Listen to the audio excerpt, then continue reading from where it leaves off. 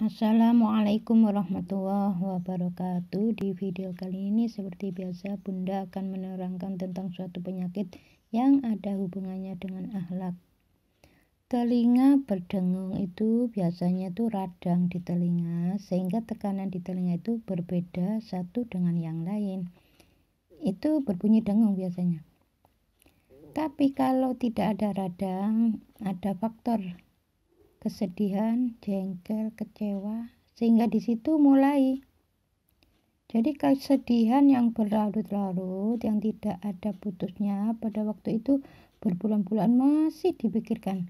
Muncullah Allah mengizinkan makhluk yang kuat masuk ke kepala, telinga, dada. Sebelum ngungung bunyi dengung itu biasanya orangnya itu sulit tidur.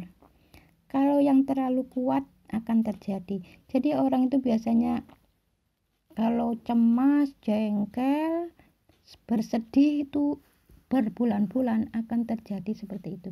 Kalau hanya sebentar, ya manusiawi lah, kecewa, jengkel itu kan manusiawi. Ya semua orang akan mengalami seperti itu. Tapi hanya sebentar, tidak apa-apa. Apapun yang hanya sebentar itu tidak akan terjadi. Jadi kalau ada orang mengatakan, saya pernah jengkel kok enggak apa-apa, ya cuma sebentar. Ini yang sudah ditegur oleh Allah, ini yang sudah bertahun-tahun, berbulan-bulan atau bertahun-tahun. Jadi sudah berbulan-bulan saja biasanya kena, tapi tidak terlalu parah. Kalau sampai bertahun-tahun berarti harus paham itu teguran dari Allah. Jadi kalau bunyi dengung itu penyebabnya bukan karena radang, ya tobatlah pada Allah.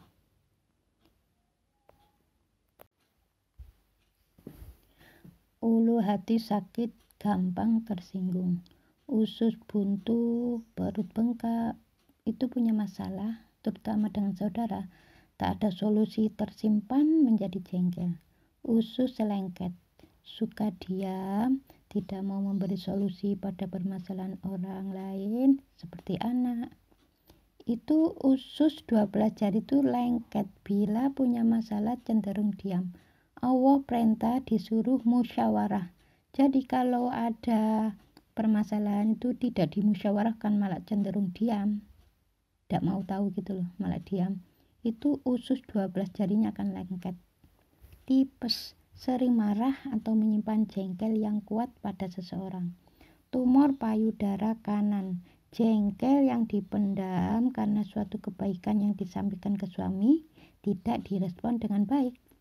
Jadi kalau istrinya itu tidak mau kena tumor payudara, wahai para suami, dengarkan curhatan istri-istrimu. Kalau tidak merespon dengan baik, nanti kan jengkel istrinya, ya nanti kena tumor payudara. Jadi kalau istri kena tumor payudara itu sebabnya itu ya dari suami yang suka jengkelin, sering tidak merespon dengan baik. Alergi, punya keinginan yang kuat dibarengi dengan kejengkelan. Alergi itu biasanya bukan hanya punya keinginan yang kuat saja ya, ambisi tinggi, ambisi untuk disegani, itu nanti alergi. Amalan salah, suka kedukun. Jadi amalan salah ini bukan suka kedukun saja ya, misalnya baca sesuatu bukan karena Allah, itu termasuk amalan salah. Amandel, suka menyimpan marah yang tertahan. Panas dalam di tenggorokan, banyaknya bicara dan ngomel, amarah yang disimpan, banyak emosi di keluarga. Jadi kalau tidak kepingin panas dalam, di dalam keluarga itu jangan banyak bicara dan ngomel. Kalau bicaranya banyak itu ada manfaatnya, enggak apa-apa. Ini banyak ngomong, ngomel terus, amarah dikeluarkan atau disimpan, pokoknya banyak emosi lah, banyak ngomong campur emosi, itu nanti panas dalam. Anak belum bisa jalan, orang tua mengutarakan masalah rumah tangga yang dihadapi, suka mendiamkan masalah, diam disertai jengkel. Anak cairan di otak, waktu hamil salah satu orang tuanya tuh bila punya masalah suka malas memikirkannya, maksudnya tuh putus asa gitu loh. anak lumpuh otak pada saat hamil, salah satu orang tuanya, ayahnya atau ibunya itu sering diam, yakni mendiamkan, tidak mau membicarakan masalah yang dihadapi. Anak Down syndrome, sewaktu hamil, ibu pernah marah sampai mengeluarkan kata-kata yang merendahkan orang lain. Anak gagal ginjal, saat hamil, orang tua sering bertengkar dan menyimpan jengkel. Anak ginjal menggelembung, sebagian urin dari kandung kemih kembali ke ginjal.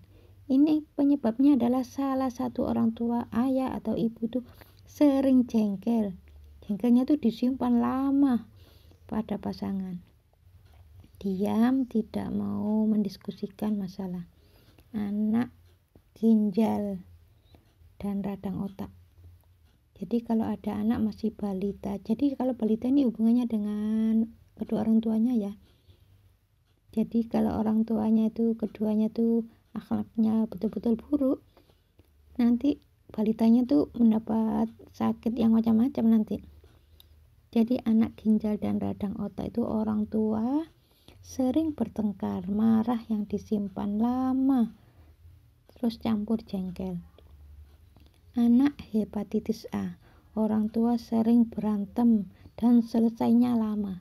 Jadi kalau setiap hari berantem tapi cepat selesai, terus bertobat, ya enggak. Ini yang sampai ditegur oleh Allah itu ya, sering berantem, selesainya lama, belum bertobat, nanti anaknya kena hepatitis A. Kalau ada masalah dengan keluarga, maksudnya tuh dengan keluarga, dengan ayah atau ibu atau saudaranya tuh kurang baik, itu biasanya kena serangan lambung. Jadi nanti akan sakit lambung atau ambien. Ya nanti lihat dulu lebih ke keras apa enggak. Kalau lebih dominan ke keras, tingkah lakunya tuh lebih keras, kasar gitu loh. Kalau ada apa-apa itu langsung membentak, marah-marah, itu ambien nanti. Kalau lebih ke emosi yang terpendam, pokoknya ke keluarga itu agak kaku gitu loh. Mau marah itu takut, ya diam aja, ya itu nanti ya kena penyakit lambung. Kalau lebih ke keras nanti ambien. Kalau keras dalam masalah keluarga itu berantem, emosi. Kalau dalam masalah keluarga, pokoknya kalau ada masalah keluarga selalu cara pendekatan mencari solusinya itu berantem, emosi, nanti itu ambien. Tapi kalau lebih disimpan, tapi disimpannya itu lebih ke jengkel, lebih dominan ke jengkel, nanti lambung. Kalau diserempet mobil atau sepeda itu ada anak buah minta bantuan sesuatu tidak diberi, atau mengambil alih pekerjaan orang tanpa minta izin. Contohnya gini, ada orang ngecat dinding ya, sini tak bantuin, dari tadi kok belum selesai ya, tak bantuin. Kelihatannya sih bagus, bantu, tapi belum minta izin, kan dia tersinggung. Kata-katanya seperti itu kan jengkel, membuat orang jengkel. Jadi kalau membantu seseorang dengan nada seperti itu, nada jengkel seperti itu, dan membuat orang lain jengkel, terus belum diberi izin juga, itu bisa keserempet sepeda atau mobil. Jadi kalau sampai sering diserempet sepeda atau mobil, itu berarti sudah berkali-kali, sudah sangat lama melakukan seperti itu sampai mendapat teguran dari Allah. Jadi yang benar menurut Islam itu, kalau bantu seseorang, misalnya orangnya tuh lagi ngepel ya, contoh yang mudah saja ya, misalnya ngepel, dari tadi kamu ngepel kok belum selesai ya, gini tak bantuin, itu nada jengkel, itu tidak boleh. Yang benar, dari tadi kamu belum selesai ngepel, tak bantuin ya.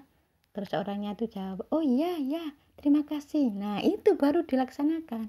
Kalau orangnya belum memberi izin, jangan langsung pekerjaannya itu diambil alih. Islam itu mengajarkan seperti itu. Jadi kalau ingin bantu seseorang harus izin, terus kata-katanya itu harus diatur, jangan nada jengkel. Kalau kesemutan itu suka ngomentari pekerjaan, entah suami, istri, atau anak, atau siapapun. Walaupun sebenarnya maunya itu membangun pekerjaan suaminya itu agar lebih baik. Kalau memberi komentar pada pekerjaan suami, coba berikan komentar yang isinya itu nasihat, bukan komentar yang mengandung kejengkelan.